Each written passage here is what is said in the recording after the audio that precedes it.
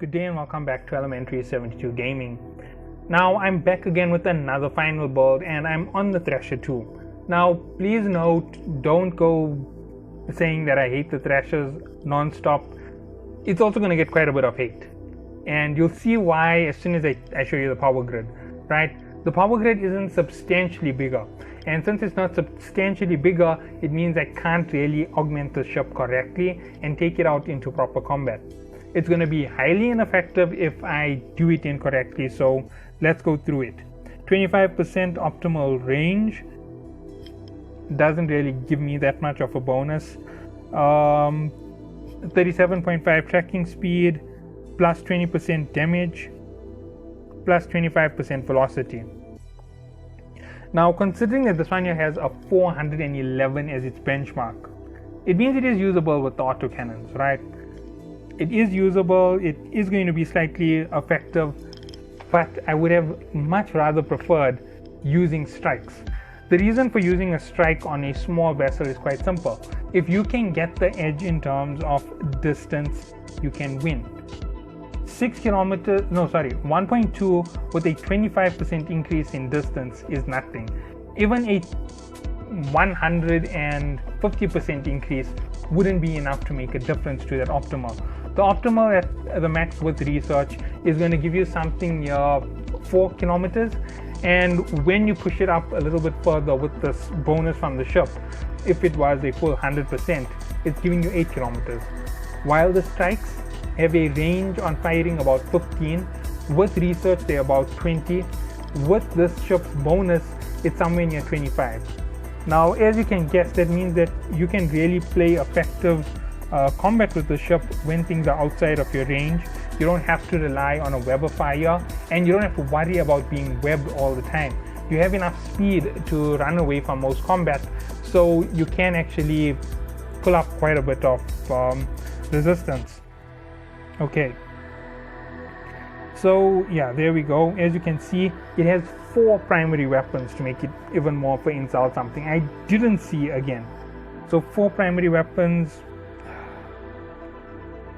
We're still gonna have to go autocannon. If we go with strikes, they 14 per, so 40 plus 16, 56. Regardless, that's way too high. Putting on an afterburner and we're out of power. I've said that before for other ships in the similar situation. So we're going with 4 small autocannons.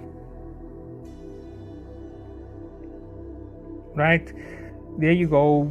It's not really what I want to put on it, but I have no other option so that I don't kill the ship instantly when I launch it.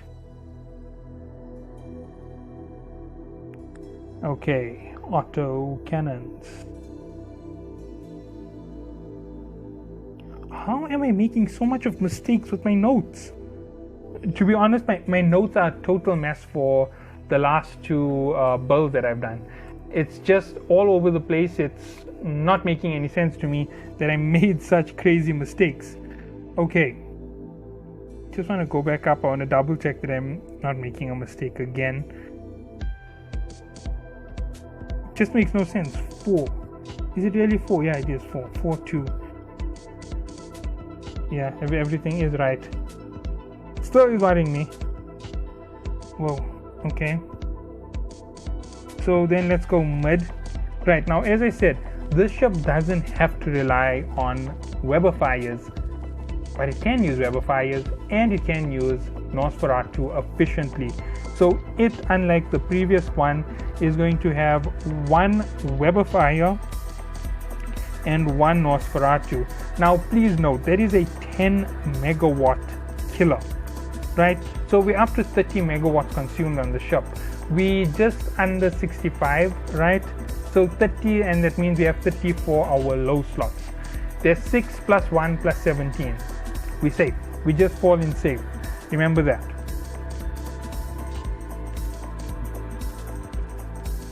Okay, and nosfaratu. Sorry.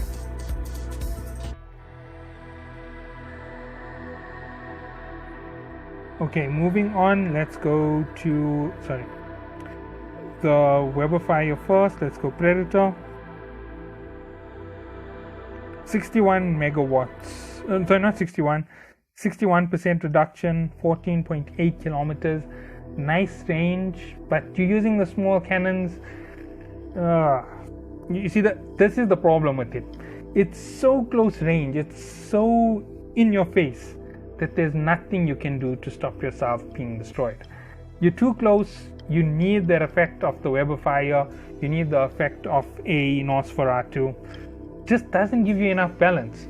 If it had a bigger power grid, something like a 65 or 70 megawatt power grid for the base standard, and when you go up you have almost 100 megawatts to fill in, would have made more sense with the ship.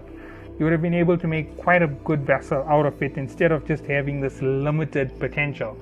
And I mean it, this is limited potential. You can only fire with autocannons, you're doing quick heavy damage, and you are taking a beating at that rate. Okay, same menu. Volkrys, small nosfaratu. It is going to help you stay in the combat just a little bit longer because of its extension. I'm actually bored of looking at rigs. I just don't want to look at them. So we're going to go with a small X shield adapter.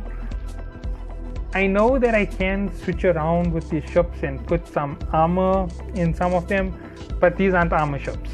They come from Minmatar, they cannon operations, and they're going to favor either way.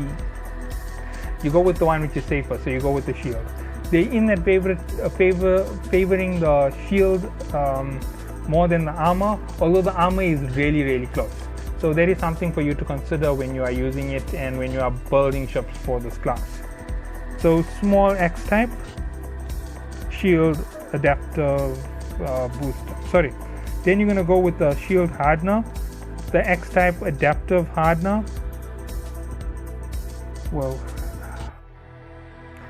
it is effective. It is going to help you with combat. It's not the very best, it's not the very worst, but that's just the reality on it. The next thing which goes on this is an afterburner, right? So you have 1 plus 6 plus 17, right? X type, just because I can say X type. And there you go, plus 17 megawatts.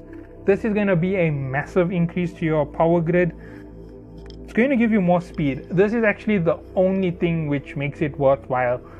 With the total of 167 boosted with your research, augmented with everything that comes out from destroyers, you actually can make an effective ship out of this. You're going to be able to fly unbelievably fast at close ranges. Remember, you're using it for PvP, so you are going to be unaffected by the scramblers in the close range. You're going to be able to do way more than most people because you're using a webifier as your primary assault class option. You definitely have the edge for basic combat for that purpose. So enjoy it while you are in this class, and let's get to our rigs. We have a 2x2. Now remember, I said that the range on the ship is really terrible. Cannons do have the ability to extend range, but considering that you have speed, you might as well go with a double damage increase. I'm not going through those rigs, they just drive me nuts.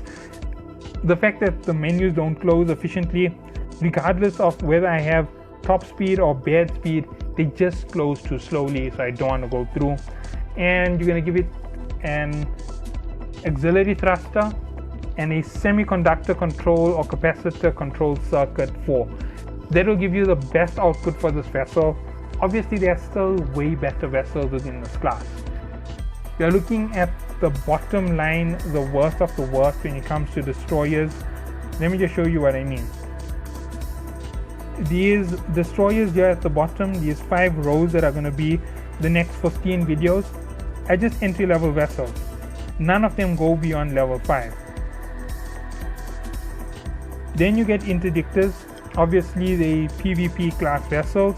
You can use them for running fights. They're not that bad, they're going to give you quite a good run for it, and there is something you can do with them which is particularly nasty when it comes to fighting enemies. However, it is a team play option, and it's not so much associated for individual play. This is where it really shines, the tactical destroyers, and the Algos is the only ship from this class that I really feel is worthwhile. It's a drone vessel in the destroyer class. It has an unbelievable advantage in combat, and if you're going to use something, why not use that? Force field destroyers are the Guardian vessels. I didn't know it's called force field destroyer, to be honest. That is another strong point in all of these ships. These are the best from this class, right? They level 5, but they are the best.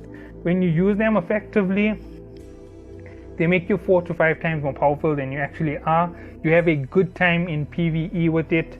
You just have to keep the ships from getting too close to you, and they are really useful for that particular purpose. Assault class vessels, really good for pulling off a nice squeeze when you come into a team. Not really the best for everything else. And that is where it will end for that particular class. Now, I did give you a little bit of a preview of what's coming up ahead of this. So catch you all in the next one, and have a good day.